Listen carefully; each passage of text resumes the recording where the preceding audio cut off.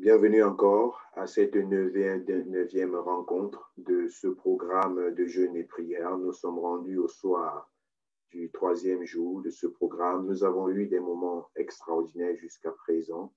Depuis samedi matin, 5 heures du matin à 12 heures et à 20 heures, de même que le dimanche et aujourd'hui lundi, nous avons été en compagnie à la fois de la parole de Dieu, mais aussi de la prière.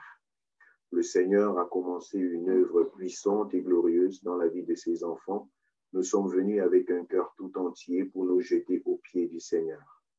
Notre programme de jeûne et de prière collectif est mis sous le thème « Aux pieds du Seigneur ». Aux pieds du Seigneur, nous venons pour déverser notre cœur.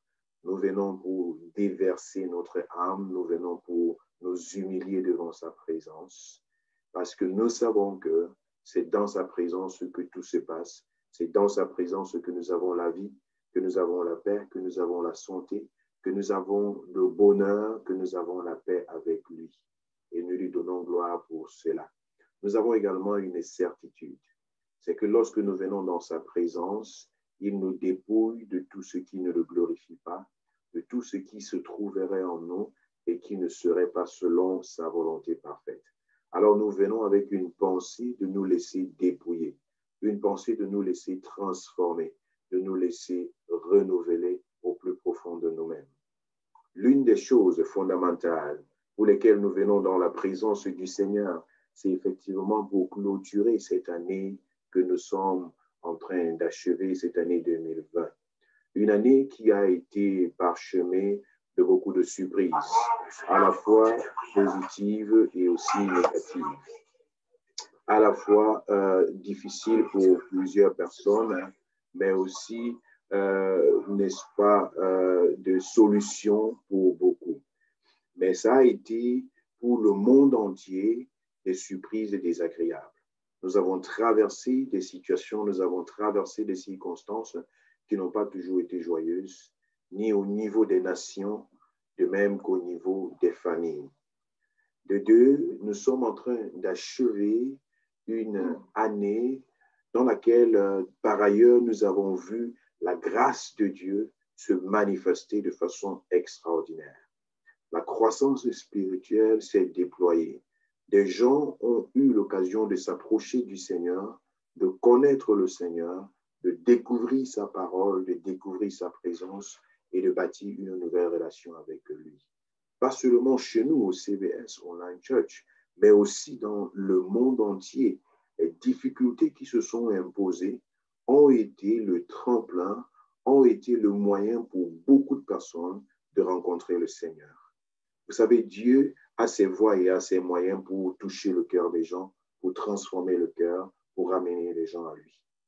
Pendant que je vous parle, je me rappelle de l'histoire de mon défunt papa, lorsqu'il était, n'est-ce pas, très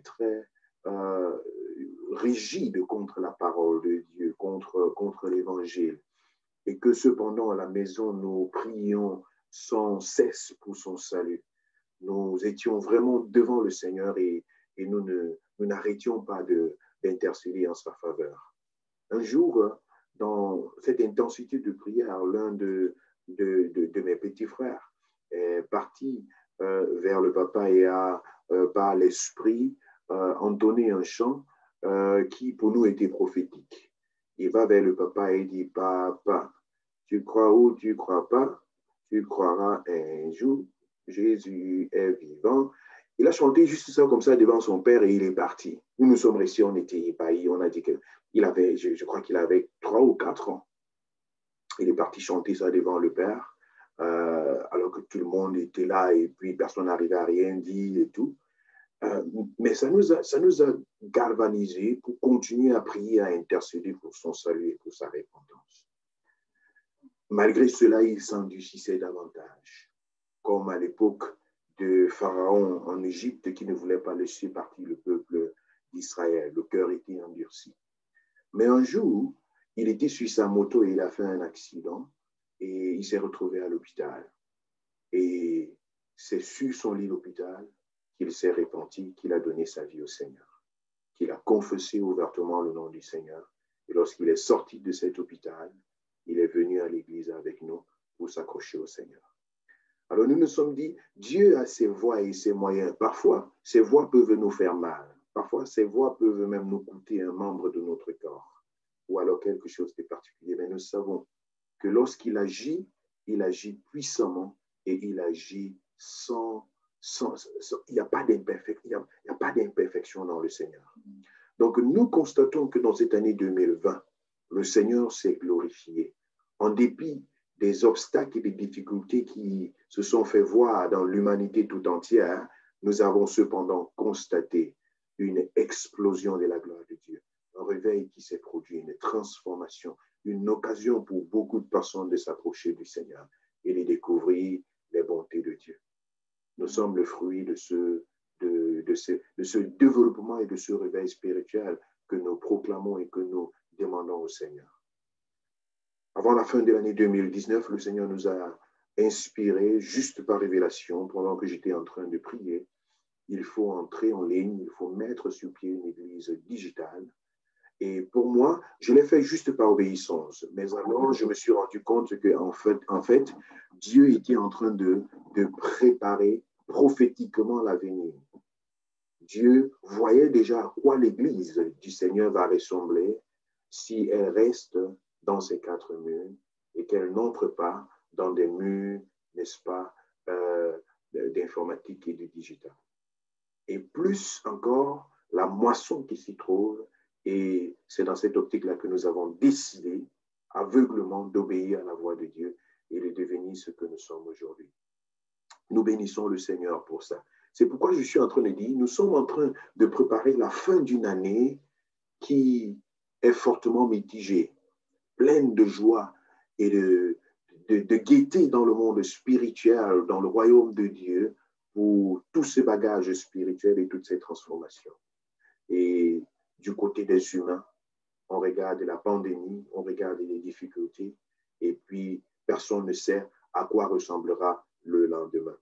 Pendant que je faisais ce feedback que je suis en train de vous donner, cette rétrospection que je suis en train de vous donner en ce moment, pendant que je le faisais dans ma prière personnelle, je me rendais compte que le Seigneur a prévu de très grandes choses pour son peuple, pour l'année 2021. Je me rendais compte que Dieu est en train de mettre une base fondamentale pour porter toute la bâtisse, et que son œuvre puisse atteindre une certaine expansion. Quand je regarde l'avenir, ça je vous le dis de façon prophétique, quand je regarde l'avenir de l'Église en tant qu'Église universelle dans le monde, cet avenir a de façon ultime besoin d'une réformation. Je vous parle comme à l'époque de Martin Luther. Cet avenir a besoin urgemment d'une réformation. Une réformation sur le côté local, sur le côté, n'est-ce pas, institutionnel. Si l'Église du Seigneur reste dans ces 4 murs et ne comprend pas le processus, n'est-ce pas, de la digitalisation, ne comprend pas le processus de porter l'Église pour la mettre dans la maison des humains, l'Église va commencer à perdre sa forme et sa valeur. Dans le monde des affaires, il y a eu une entreprise qui a été presque à l'invention du téléphone portable. On l'appelle Siemens. Dans les années 90 et même bien avant, ils ont inventé ce téléphone portable parce que c'était un inventeur allemand qui a créé cela. Et ils se sont habitués à cette façon-là de travailler. Au début même, ce n'était réservé que pour des hommes d'affaires. Et plus tard, il y a eu un premier changement pour passer, n'est-ce pas, des hommes d'affaires à la population. Ils ont compris et ils ont adapté leur production de portables en les mettant à la dimension, à la hauteur de la population. Et plus tard, il y a eu un autre changement qui s'est produit.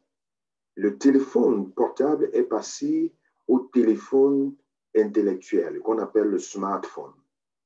Et Siemens n'a pas compris cette transition-là, ce nouveau paradigme-là, ce transfert, n'est-ce pas, de dimension. Ils n'ont pas compris. Ils sont restés au niveau de la production du portable. Vous allez voir, les anciens portables Nokia, ils sont très solides. Il s'est concentré sur la production et la solidité de cet instrument qui était le cœur de leur business.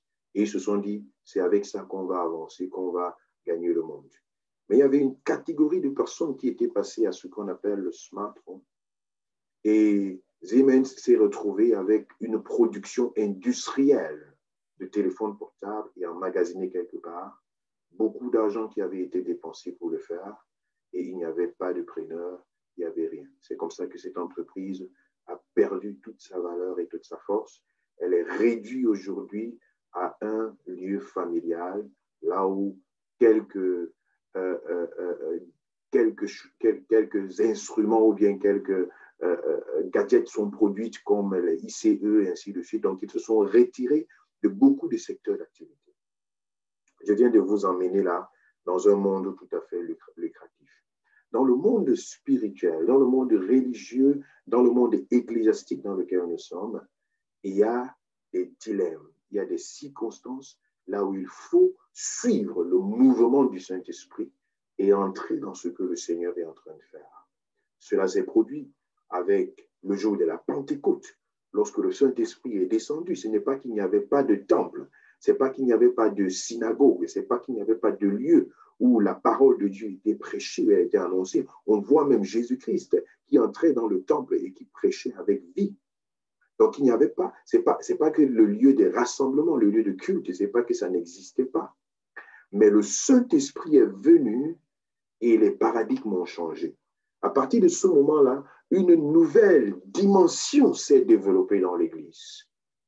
Et l'apôtre Pierre et les autres qui avaient saisi cette dimension-là, l'explosion du réveil a été manifeste dans leur vie.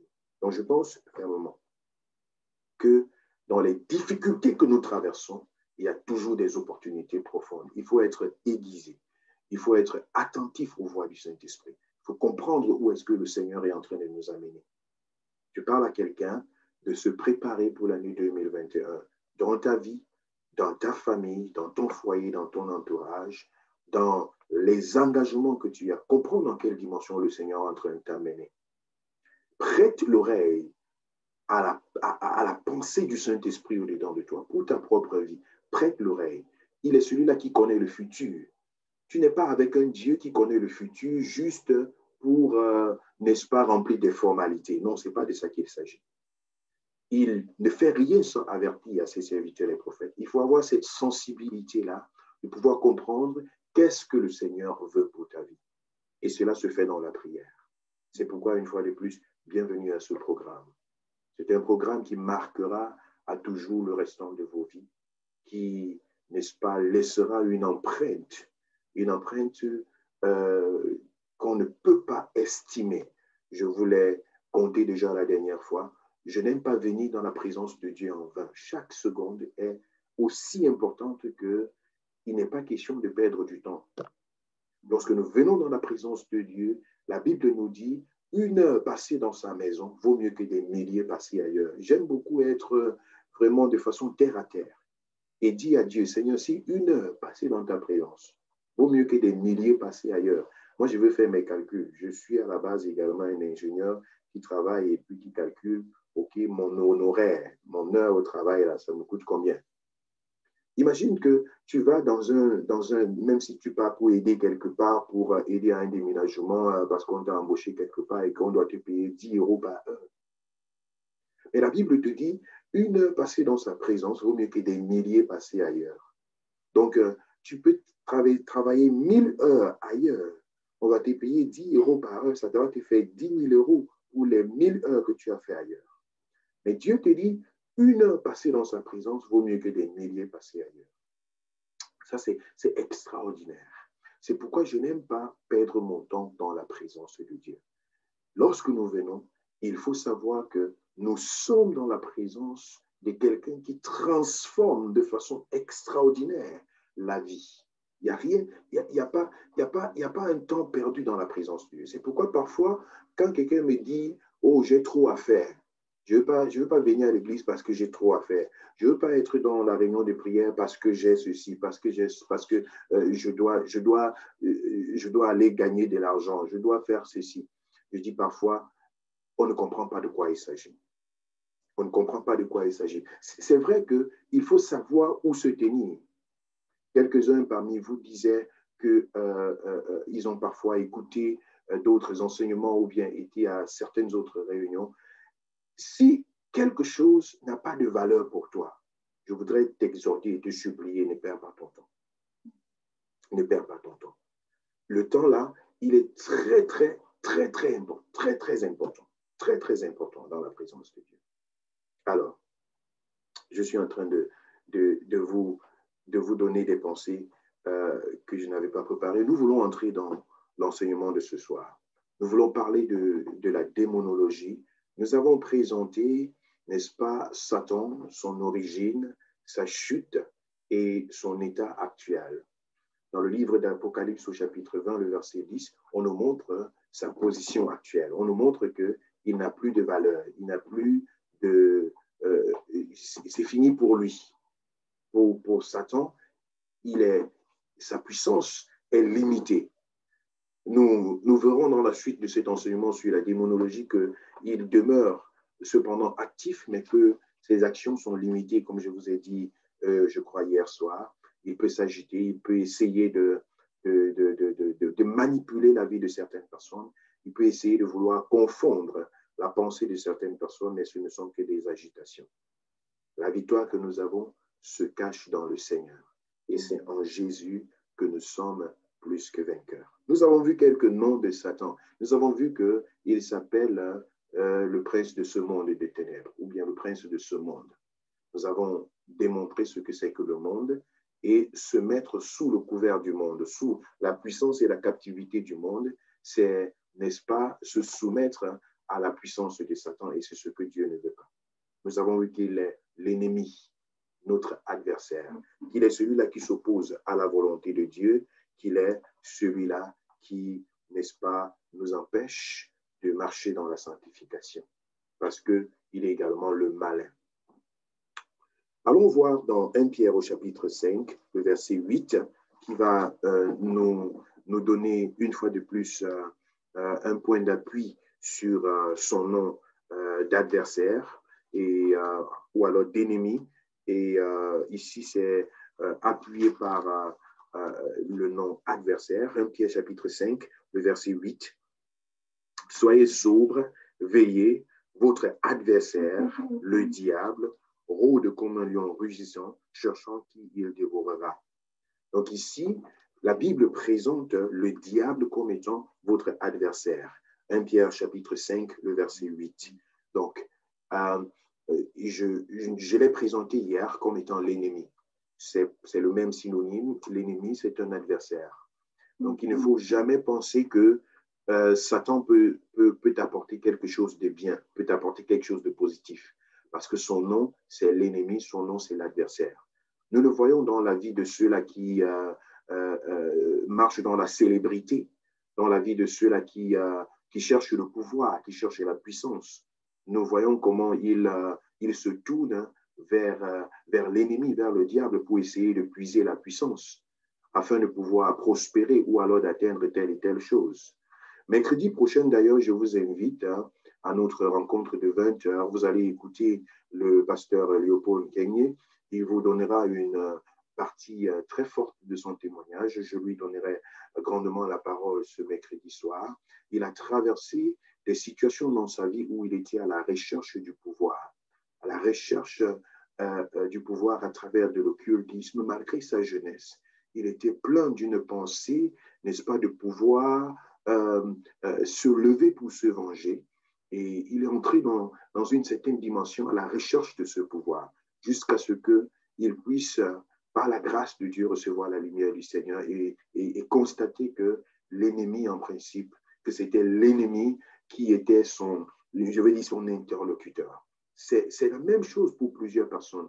Lorsqu'on se dit que je m'en vais pour recevoir la puissance, je m'en vais pour recevoir la protection, je m'en vais pour recevoir la guérison, ainsi de suite, et que l'on part vers les sorciers, les charlatans, les marabouts, les féticheurs, les occultistes, n'est-ce pas, les arts martiaux, ainsi de suite, on se dit qu'on est en train de vouloir chercher une solution. Mais en réalité, on est en train de côtoyer l'adversaire, on est en train de côtoyer l'ennemi. Et à un certain moment, lorsqu'il fait le revers de la médaille, ça devient très difficile à supporter. Donc, nous sommes en train de parler de l'identité de Satan. À travers ces différents noms, il s'appelle l'adversaire.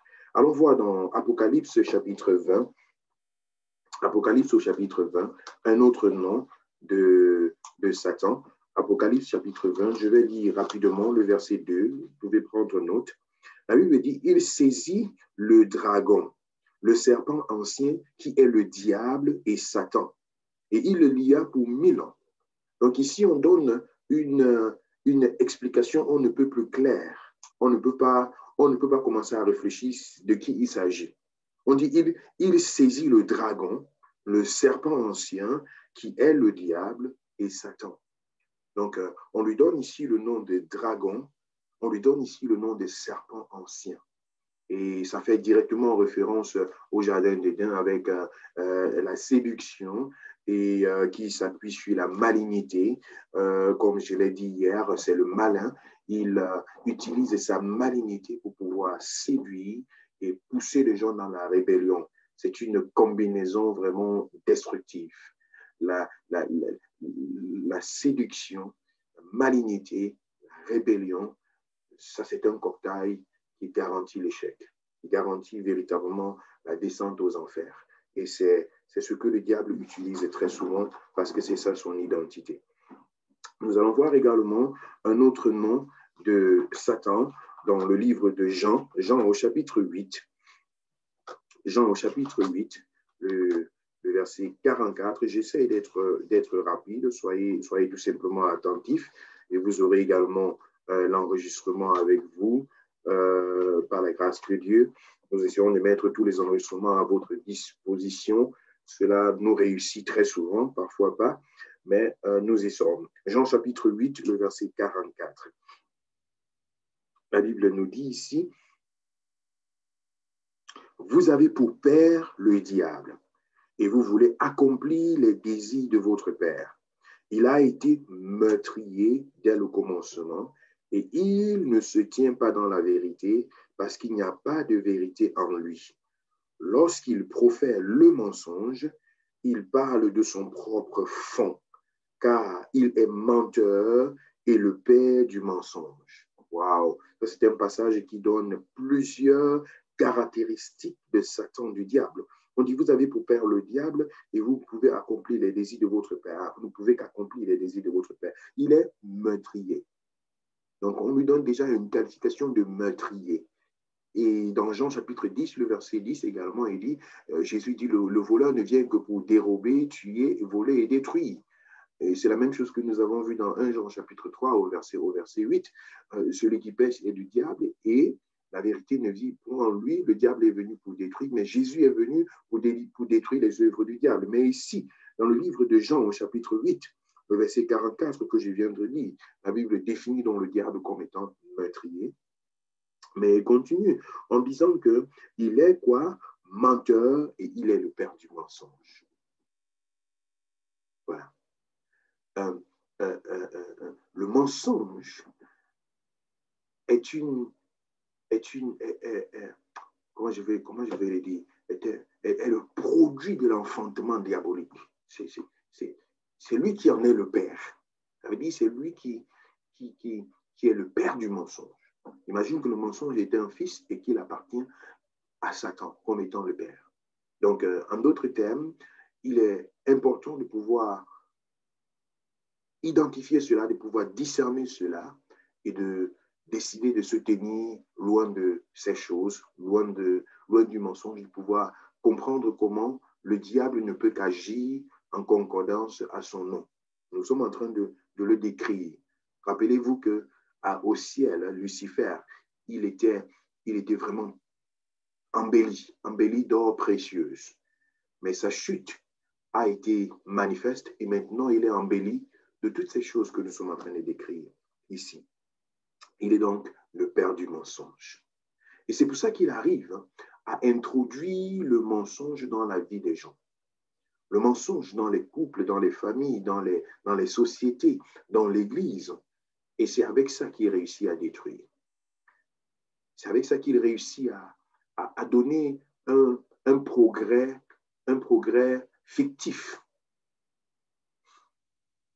Et cela s'implante même dans le monde entier, jusqu'à ce que les humains, sous l'inspiration diabolique et satanique, ont décrété une journée internationale du mensonge. Vous savez, le 1er avril, c'est la journée internationale du mensonge. On le fait peut-être par blague, on va dire poisson d'avril et tout, et puis on va te raconter une blague, ton cœur va sauter, tu vas avoir presque la crise cardiaque, et puis on va te dire que non, c'était juste un amusement. Donc, une journée là où le mensonge est permis de façon internationale. Dans le monde entier, le même jour, le mensonge, je ne sais pas si vous comprenez quelle dimension. Imaginez qu'on décrète une journée internationale de prière. Qu'en un jour, chacun élève dans le monde entier une prière à Dieu. Regardez quelle puissance, quel impact cela aura spirituellement parlant. Mais il y aura des transformations, il y aura des conversions, il y aura des guérisons, il y aura des choses extraordinaires qui vont se passer. Si plus de 7 milliards d'habitants, en un jour, de façon décrétée, de façon synchronisée, élèvent des prières vers le Seigneur, c'est extraordinaire. Mais Satan a réussi à introduire ça. En un jour, la journée internationale du mensonge, le 1er avril. Satan reçoit des parfums qui montent vers lui. Il est nourri par cela, parce que c'est son fils, c'est ce qu'il a créé. Et le mensonge détruit. Ça détruit les familles, ça détruit les sociétés, ça détruit les églises, ça détruit les relations, ça brise la confiance, ça apporte peut-être un gain, un profit, mais c'est un gain passager, c'est un profit qui n'est pas durable. Et j'entends même certains chrétiens qui disent qu'il est parfois bon de mentir. C'est un mensonge. C'est un mensonge. En Dieu n'existe aucun mensonge. En Dieu existe la vérité et uniquement la vérité. Nous aurons certainement le temps de voir quelques passages bibliques sur lesquels certains chrétiens s'appuient pour dire que non, voilà, c'était un mensonge et Dieu a accepté. Lorsqu'on le regarde dans son contexte, on comprend qu'il n'y avait pas de mensonge. C'était tout simplement une vérité qui avait été dite. On va prendre l'exemple d'Abraham qui présente Sarah comme étant sa sœur. Ce n'est pas un mensonge en tant que tel, parce que Sarah était effectivement la demi-sœur d'Abraham. Elle avait donc deux identités, une identité de femme et une identité de sœur. Il est arrivé en Égypte et il a préféré donner plutôt l'autre identité. Il était plutôt égoïste. Il voulait se couvrir, se cacher pour ne pas avoir des problèmes. Il n'avait pas suffisamment aimé sa femme. Il n'avait pas été le protecteur de sa femme. Donc, son péché en ce moment-là, ce n'était pas le mensonge, mais c'était le fait qu'il n'a pas accepté de prendre ses responsabilités en main et d'être le protecteur de sa maison. Voilà. D'autres exemples de ce genre, lorsqu'on regarde vraiment dans le contexte, il n'y a pas de mensonge dans la Bible. Ça, je peux vous le dire déjà. Mais ce n'est pas notre sujet de ce jour. Nous sommes en train de décrire Satan. Alors, un autre passage sera dans Éphésiens au chapitre 2.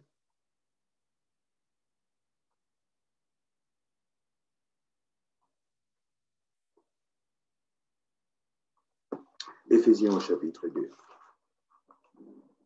Le verset 2 nous dit quelque chose d'important sur, n'est-ce pas, qui est cet être qui a été précipité vers le bas. Vous étiez morts dans vos offenses, jusqu'au verset 1, et par vos péchés, dans lequel vous marchiez autrefois, selon le train de ce monde, selon le prince de la puissance de l'air, de l'esprit qui agit maintenant dans les fils de la rébellion.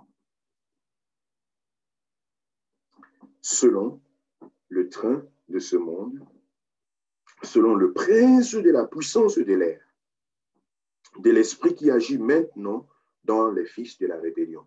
Nous aurons certainement l'occasion d'entrer dans ces profondeurs, mais ici, on nous parle du prince de la puissance de l'air. Vous savez, Satan a été précipité du ciel vers le bas, ses pieds n'ont pas touché la terre. Il est dans les airs, et c'est pourquoi on l'appelle ici le prince de la puissance de l'air. Il n'a pas d'autorité en principe sur la terre. Il a besoin des êtres humains pour pouvoir exercer son autorité sur la terre. C'est pourquoi il se sert des êtres humains pour pouvoir provoquer des incantations et du mal et des sacrifices que nous voyons, n'est-ce pas, surtout en cette période de fin d'année, nous voyons des sacrifices, nous voyons des choses, n'est-ce pas, nauséabondes et des écoulements de sang qui se produisent. C'est parce que la sorcellerie se manifeste, le cultisme se manifeste, les choses de ce monde se manifestent à travers des hommes qui se sont laissés, n'est-ce pas, séduire par le prince de la puissance de l'air. C'est dans ce domaine-là que le monde des ténèbres se manifeste, que la puissance de Satan se manifeste dans cette dimension-là. Alléluia. Nous allons voir également dans Matthieu chapitre 12. Soyez attentifs, le Saint-Esprit est en train de travailler. Le Saint-Esprit est en train de libérer la vie de quelqu'un en ce moment. Alléluia. Matthieu chapitre 12, le verset 24. Glory Jesus. Glory Jesus. Glory Jesus. Alléluia. Au nom de Jésus, je veux me dresser en ce moment contre toi, au nom de Jésus de Nazareth. Au nom de Jésus, je me lève contre toi. Démon de la puissance de l'air. Je me dresse contre ta puissance maintenant, par la puissance du nom de Jésus. Dans le nom de Jésus, dans le nom de Jésus, dans le nom de Jésus, dans le nom de Jésus, je proclame ton échec dans ce corps. Je proclame ton échec dans cette vie. Je proclame ton échec dans cet esprit. Maintenant, tu lâches ce corps par le feu du Saint-Esprit, au nom de Jésus de Nazareth. Tu libères cette âme maintenant. Tu regagnes les lieux arides par le feu du Saint-Esprit. Au nom de Jésus de Nazareth, au nom de Jésus, tout contrat avec le monde des ténèbres est détruit maintenant. Tout contrat avec le monde de la puissance de l'air est neutralisé maintenant. Au nom de Jésus de Nazareth, la gloire de l'Éternel se saisit de ce corps et la liberté se manifeste dans le nom de Jésus. Seigneur, merci pour ton sang et pour ta présence. Gloire à toi, Seigneur. Amen, amen, amen. Allons dans le livre de Matthieu, Matthieu au chapitre 12. Matthieu au chapitre 12, le verset 24. Glory Jesus. Les pharisiens ayant entendu cela dirent, cet homme ne chasse les démons que par Belzébul, prince des démons. Ici, voilà un nom qui est révélé, n'est-ce pas, et qui qualifie Satan, qui qualifie le diable. Et ce nom, c'est Belzébul. Belzébul, comme je vous l'ai déjà dit plus d'une fois, veut dire le prince des mouches. Le prince des mouches, ici on a dit le prince des démons, qui est un autre adjectif, un autre synonyme de Belzébul. Donc, ils ont essayé ici de confondre Jésus à Belzébul, parce qu'ils ont vu que Jésus était en train de chasser les démons et que pour eux, c'était quelque chose de complètement nouveau. Les gens se sont dit, mais tiens, qu'est-ce qui se passe là? Nous n'avons jamais vécu ce genre de choses. Jusqu'à ce qu'ils se rendent compte que non, c'est le Seigneur qui était à l'œuvre. Parce que le Seigneur leur explique à partir du verset 25, 26 jusqu'à 28, que non, Satan ne peut pas se chasser lui-même. Il ne peut pas s'auto-détruire lui-même. Donc, si on voit la puissance de Dieu se manifester et que la destruction de Satan est manifeste, il n'y a pas d'autre moyen que la puissance de Dieu qui se manifeste de cette façon. Dans 1 Corinthiens chapitre 6, le verset 15, nous allons voir un autre nom, un autre adjectif. 1 Corinthiens chapitre 6, le verset 15. Je m'en vais le lire. 1 Corinthiens chapitre 6, le verset 15.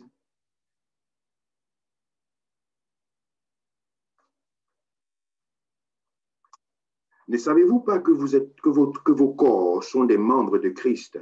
Prendrais-je donc les membres de Christ pour en faire les membres d'une prostituée? Loin de là. Ne savez-vous pas que celui qui s'attache à la prostituée est un seul corps avec elle, car il dit, les deux deviendront une seule chair, mais celui qui s'attache au Seigneur est un avec lui et avec lui un seul esprit. Fuyez l'impudicité. Je crois que je n'ai pas trouvé le verset que je cherche.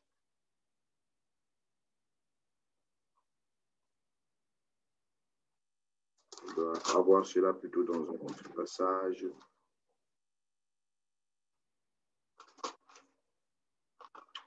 Que je retrouve rapidement. Je vais vous l'envoyer certainement. Il s'agit d'un nom qui qualifie Satan et qui est comparable à Belzébul. C'est Bélial. Il est, vous pouvez le noter quelque part, Bélial. Et puis je vous trouverai le passage. C'est certainement soit 2 Corinthiens 6 ou bien 2 Thessaloniciens. Nous allons y revenir.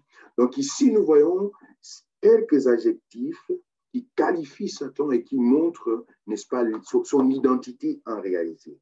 On va voir également dans le livre d'Apocalypse, rapidement, ce sera le dernier passage, avant que nous ne passions à la prochaine étape de cet enseignement. Apocalypse chapitre 9, le verset 11.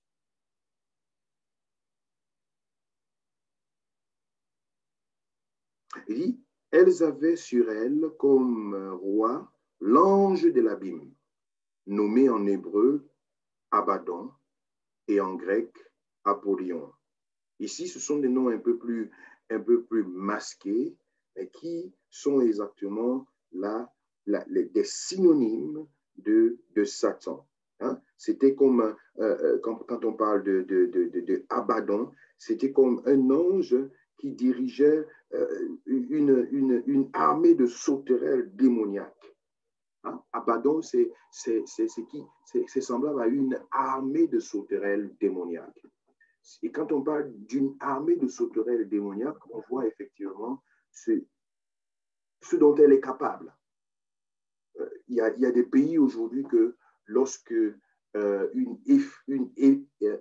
invasion de sauterelles sauvages, destructives, arrive dans le pays, il faut se rassurer que toutes les récoltes du pays seront détruites. Donc ici, Abaddon, c'est ça, c'est la signification d'une armée de sauterelles démoniaques.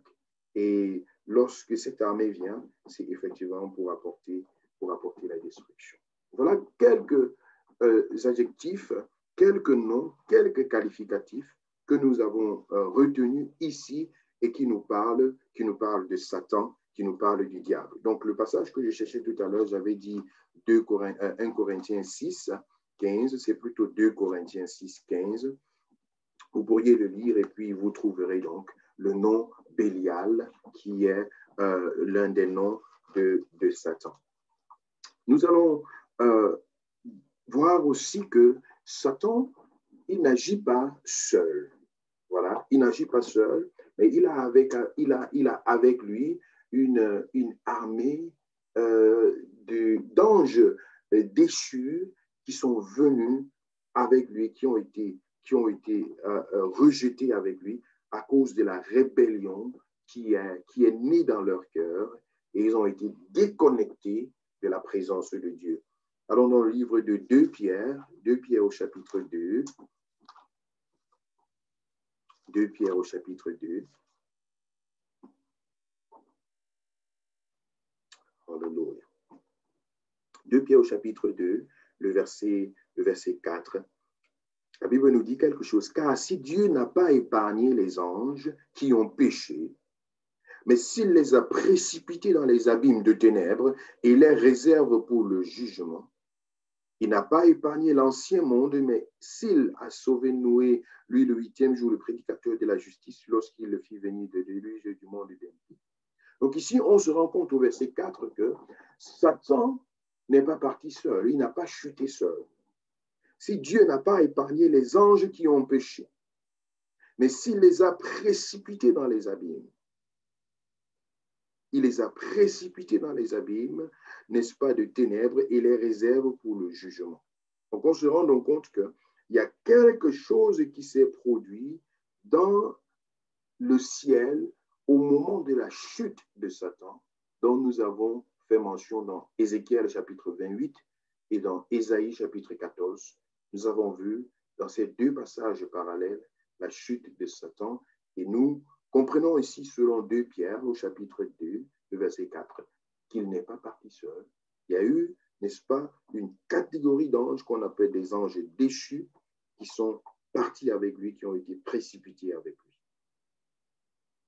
Et la Bible nous donne une révélation profonde. Ils ont été précipités dans les abîmes des ténèbres et les réservent pour le jugement. Donc ici, c'est une métaphore. Ils sont précipités dans les abîmes des ténèbres, ils sont réservés pour le jugement. Ça veut dire qu'ils sont dépouillés de leur puissance. Ils sont dépouillés de leur majesté qu'ils avaient dans le royaume des cieux. Ils sont dépouillés de cette gloire et de ces privilèges qu'ils avaient. Aujourd'hui, ils peuvent certes être en action comme nous le voyons, mais leur action et leur puissance est tellement limitée. Je vous ai montré déjà depuis hier, depuis samedi, combien la puissance de Satan est limitée face à la puissance de Dieu. Face à Jésus-Christ, la puissance de Satan est limitée. Il a été dépouillé. Il ne peut rien faire d'autre que de s'agiter. Maintenant, nous voyons que les démons qui l'ont suivi sont davantage plus dépouillés même que lui. C'est très important de le comprendre et de le réaliser, surtout lorsque nous voulons entrer dans les réalités du combat spirituel. Même pas que nous voulons, mais que nous devons. Parce que nous l'avons lu tout à l'heure, je crois dans 1 Pierre, là où il dit « Veillez, car votre adversaire, le diable, il rôde comme un lion rugissant, cherchant qui est-ce qu'il va dévorer. » Votre adversaire, il rôde. Il est là. Le chrétien doit pouvoir entrer dans le combat spirituel.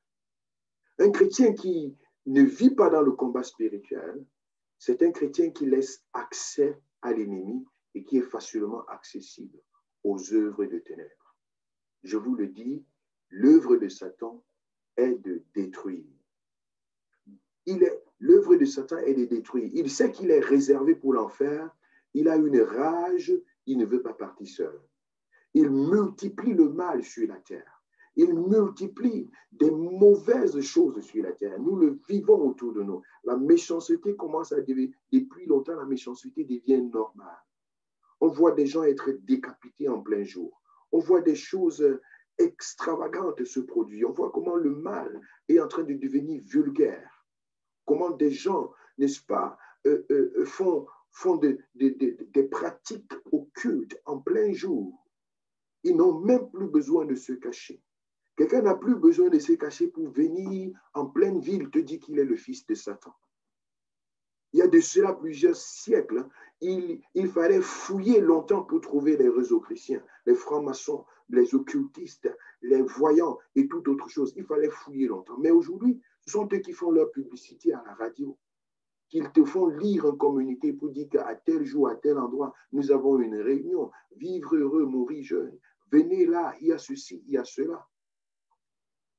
Ils ne se cachent plus pour se montrer dehors comme étant des homosexuels, comme étant des lesbiennes, comme étant des ci ou des ça. Ils ne se cachent pas. Ils sont montés dans des plus grandes autorités. Ils sont montés partout.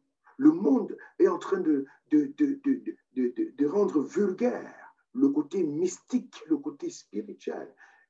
Satan essaye par tous les moyens de pouvoir conquérir le cœur des gens.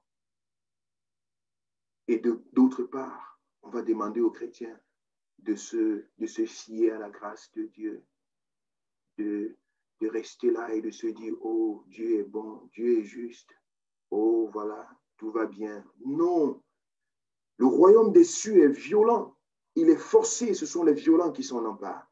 Le Seigneur nous a donné une puissance et une autorité, c'est pour qu'elle s'exerce, bien-aimé. C'est pour qu'elle s'exerce. Ne demande pas à Dieu de venir chasser les démons dans ta vie. Non. Ne demande pas à Dieu de venir détruire la maladie. Non. Ne demande pas à Dieu de venir faire telle chose. Non. Dieu t'a déjà donné le pouvoir. Sers-toi de ce pouvoir-là, au nom de Jésus, pour chasser le démon, pour chasser la maladie, pour chasser les œuvres de ténèbres, pour détacher le joug et pour imposer le règne du Seigneur. Le chrétien doit être révolutionné en lui parce que C'est cette autorité-là qui a été déposée au fond de soi. Et non pas rester là nonchalant et se dire que non, tout va bien se passer. Non. Je connais des églises comme ça, je ne critique pas, mais je fais des remarques. Là où on dit, on se remet à la grâce de Dieu. Mais les souffrances spirituelles qui se déroulent dans de tels endroits, c'est ahurissant. Comment le diable trouve une zone de confort et peut se sentir à l'aise dans certains endroits. Dans certains endroits, à cause de la philosophie religieuse, de la pensée qui inculque une certaine tolérance physique qui devient également une tolérance spirituelle, là où on se dit que non.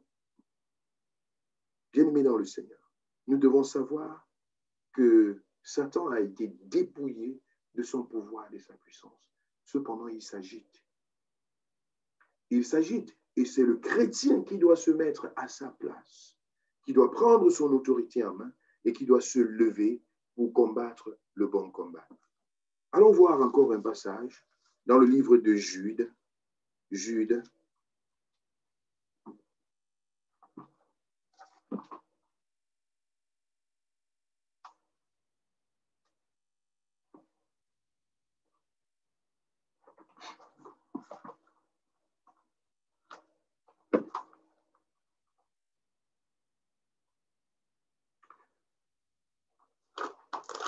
Je vais le retrouver très vite, c'est un seul chapitre, il est parfois caché quelque part.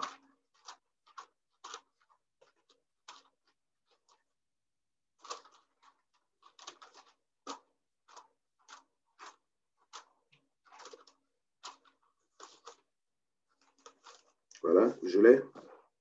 Jude.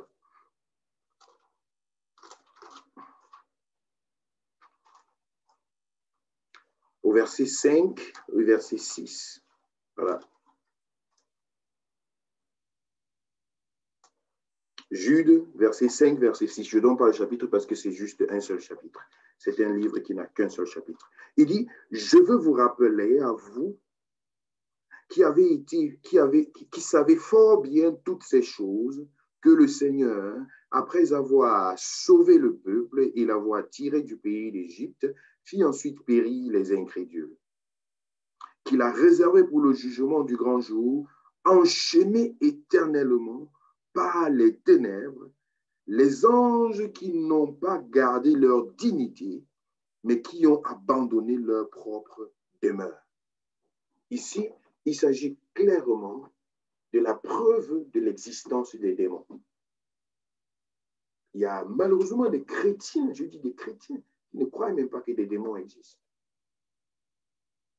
Nous venons de le voir dans 2 Pierre chapitre 2, verset 4. Et nous voyons encore ici dans Jude, au verset 5 et verset 6, une catégorie d'anges déchus qui ont été répudiés, repoussés et qui sont enchaînés éternellement dans les ténèbres, des anges qui n'ont point gardé leur dignité, mais qui ont abandonné leur propre demeure. Voilà.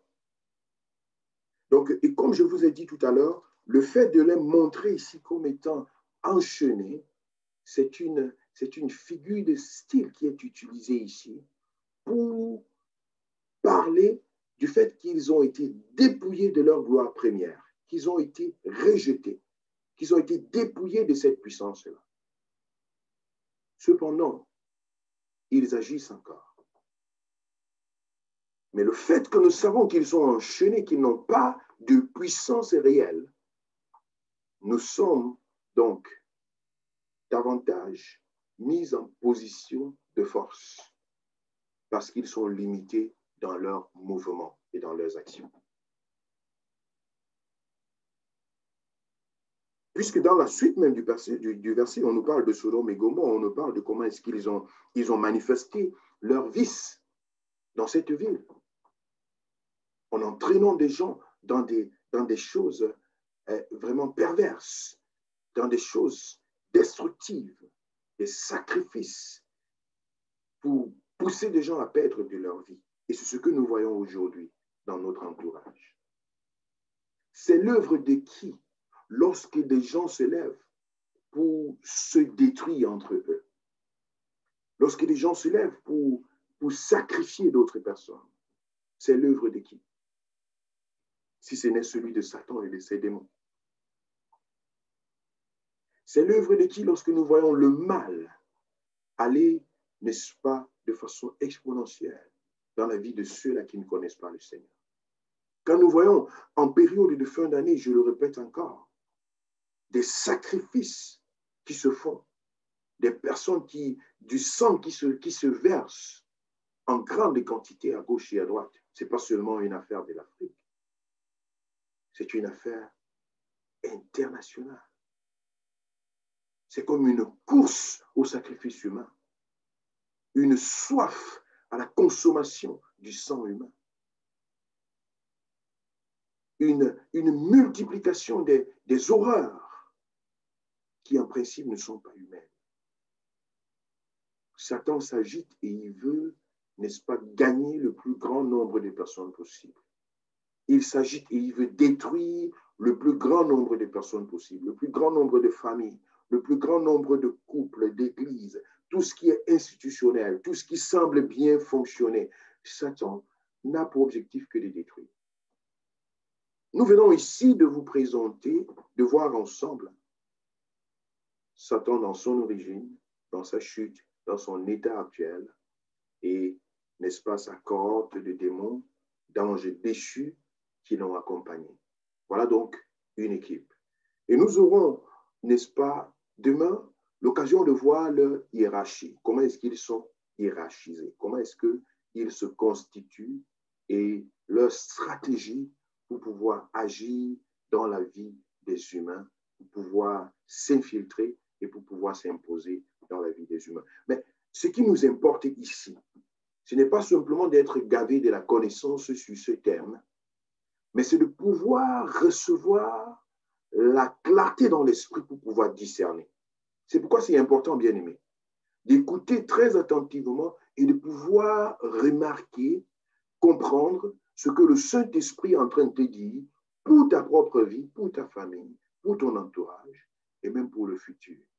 Et que tu puisses le prendre pour ta vie et comprendre que si le problème était là et que tu n'avais pas encore discerné c'est quoi le problème, que tu saches exactement c'est quoi le problème. Lorsque tu es devant des circonstances où tu n'arrives pas à te détacher du mensonge, que cela ne te quitte pas, peu importe les forces que tu essaies d'exercer, alors sache quelque part, il y a le père du mensonge qui se cache quelque part.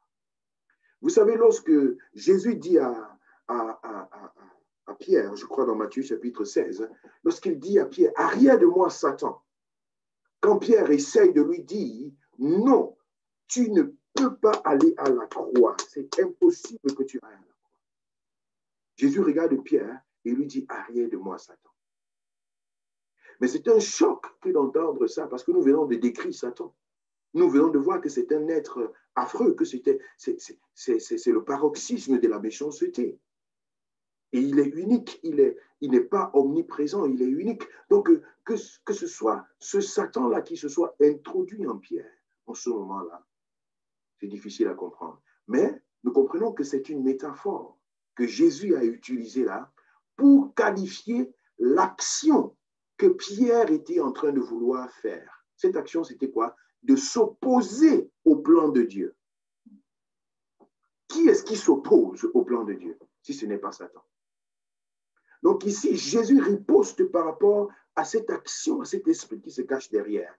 Et il voit que ça, c'est le plan de Satan. Mais à coup sûr, on se dirait que c'est certainement pas Satan qui a réussi à parler dans la bouche de Pierre. Après presque 3 ans, depuis qu'il est en train de suivre Jésus. Parce que là, c'est déjà vers la fin du parcours avec Jésus que Jésus est en train de révéler, n'est-ce pas, ce qui va se passer dans quelques jours, le chemin du calvaire. Donc, ils avaient fait du chemin. On comprend donc que lorsqu'on peut discerner les actions de Satan, ses stratégies ou alors ses adjectifs, les synonymes, les rôles qu'il porte à travers les noms, on peut directement comprendre qu'il a de l'influence quelque part. Ou bien on peut directement remarquer l'influence de Satan. Jésus a remarqué qu'ici, ce qui se manifeste en Pierre là maintenant, c'est une influence satanique. c'était quoi? Le fait de vouloir s'opposer à l'accomplissement du plan divin. Et c'est ça le rôle de Satan.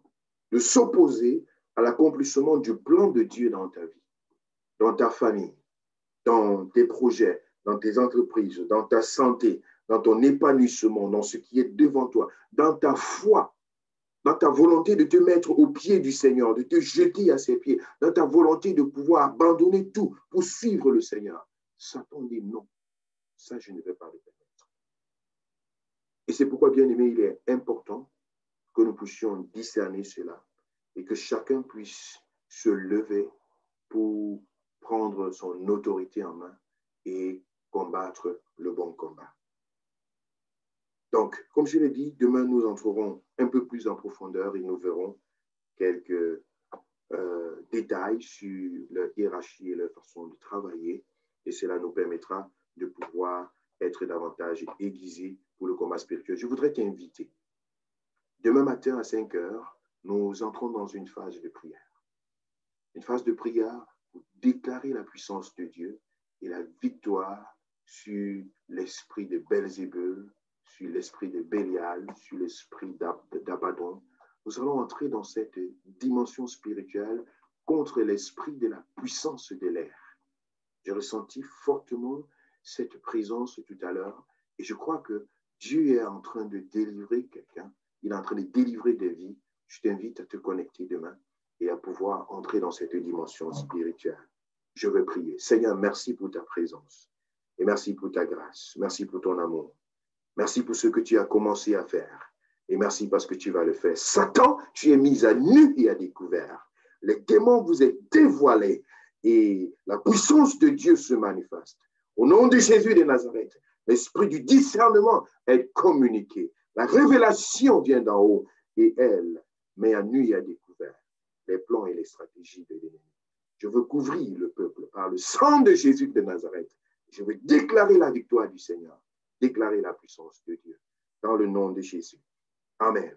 Si tu n'es pas encore dans notre groupe WhatsApp intitulé Vaincre Satan et les démons, renseigne-toi, contacte-nous en inbox, contacte quelqu'un et puis tu te ferais introduire dans ce groupe WhatsApp Vaincre Satan et les démons. C'est un groupe consacré aux prières de délivrance, de combat spirituel et les enregistrements de nos programmes. Nous les postons à la fois sur ce groupe WhatsApp, également sur notre canal YouTube, n'est-ce pas, pour que la parole continue à être annoncée. Que le Seigneur bénisse et protège chacun d'entre nous. Amen.